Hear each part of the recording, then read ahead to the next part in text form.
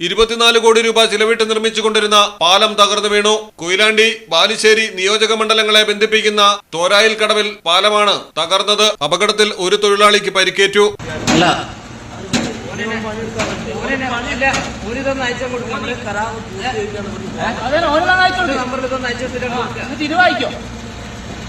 നിർമ്മാണത്തിലെ അപാകതയിൽ പാലത്തിന്റെ ബീം ചരിഞ്ഞ് വീഴുകയായിരുന്നു. PMR ഗ്രൂപ്പാണ് പാലം നിർമ്മിക്കുന്നത്. PWD കേരള റോഡ് ഫണ്ട് യൂണിറ്റിന്റെ മേൽനോട്ടത്തിലാണ് നിർമ്മാണ പ്രവർത്തികൾ പുരോഗമിച്ചുകൊണ്ടിരുന്നത്. ദിവസങ്ങൾക്ക് മുമ്പ് മാവേലിക്കരയിലും നിർമ്മാണത്തിലിരുന്ന പാലം തകർന്നിരുന്നു. മലയാളം ടെലിവിഷൻ, കോഴിക്കോട്.